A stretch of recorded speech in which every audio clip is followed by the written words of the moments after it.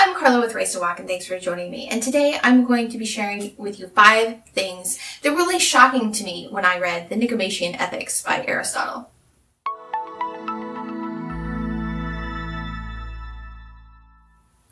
But before we get started, a little bit about this channel. Here we share good thoughts about good words.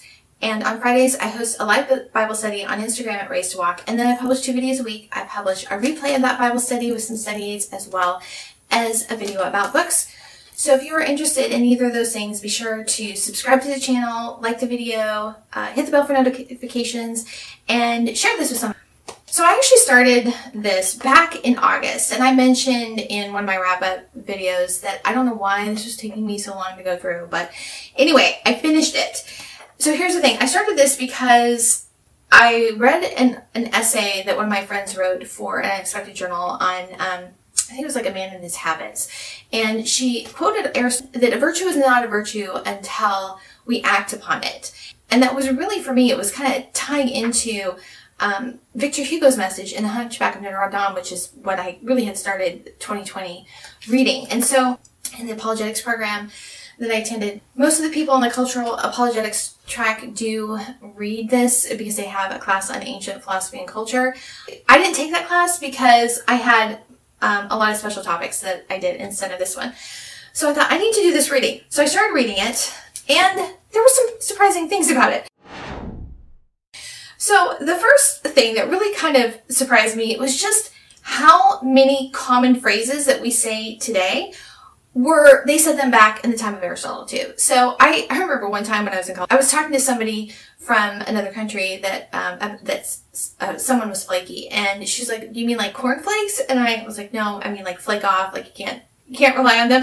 So there are some things that we say that are very culturally specific, but it was surprising to me like how many things that we say today that Aristotle said during his time too. That was surprising. I might have to do another video just on that because there were quite a few of them. Okay, so the second thing that really surprised me about this is that C.S. Lewis pretty much ripped off Aristotle when he wrote his 4 Loves. Those 4 Loves that he talks about is basically kind of rephrasing Aristotle's chapter on friendship, which I thought was just kind of funny. So I guess it's true that there's really nothing new under the sun. We just kind of present things a little bit differently. And so if you've read The 4 Loves by C.S. Lewis, then you'll find this chapter on friendship very, very familiar. The third thing is that, I don't know if it was so shocking as it was sobering. I think Aristotle would find our culture kind of vapid. And the reason I say that is that it's very obvious in this book that they, as a culture, value virtue and temperance. And so I think they would see our Western culture today as, we're really kind of hedonistic. We focus on pleasure, on entertainment. That's the primary goal. We put, the people that we admire are, actors and celebrities and people who have a lot of money. And that really that's not somebody that Aristotle would admire or hold up to model. They really kind of see people who are focused on money only as vulgar, and just sort of, he kind of scoffs at them. An admirable person is someone with character and who thinks about others and who exemplifies virtue, not, how big their bank account is. And so I don't think he'd really be that impressed with who we are as a people today. I just don't. Another thing that was a realization for me was that they don't consider someone having virtue until they act on it. So this doing and becoming, you can't just say that you believe something or have an idea of something, that you have to do it. It is the doing that's important rather than just talking about it. And an idea means nothing until it's actualized. And I think that if we understood, his understanding of what virtue is, I think that it would make it a little easier for us to understand, the New Testament writers when they talk about faith and works. So this is really kind of what James is saying, that faith without works is dead. It's really the same thing that Aristotle is saying. There's no virtue without action.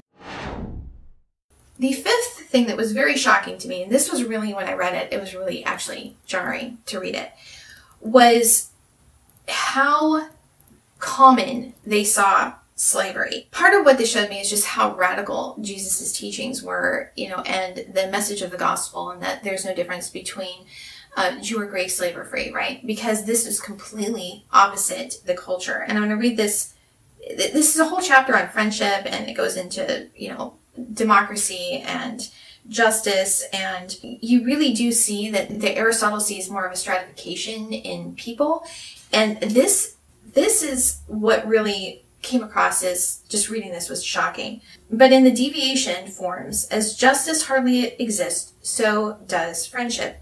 It exists least in the worst form. In tyranny, there is little or no friendship. For where there is nothing common to ruler and ruled, there is not friendship either, since there is not justice between craftsman and tool, soul and body, master and slave.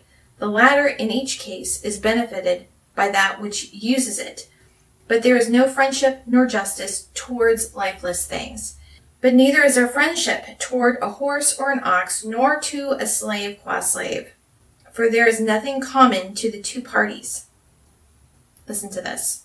The slave is a living tool, and the tool is a lifeless slave. Qua slave, then, one cannot be friends with him. But qua man one can, for there seems to be some justice between any man and any other who can share in a system of law or be party to an agreement. Therefore, there can also be friendship with him, insofar as he is a man. So, and then it goes into more talk about justice and tyrannies. So, that was, I don't know about you, let me read this again. The slave is a living tool, and the tool a lifeless slave. So they really did not even see slaves as a human being. And so when, Jesus came and he extended this communion and this fellowship to all. This is a Jewish Messiah who the Jews as a people saw them as set apart and better than everyone else. These chosen people, their entire history as a people had been about separating themselves from everyone else.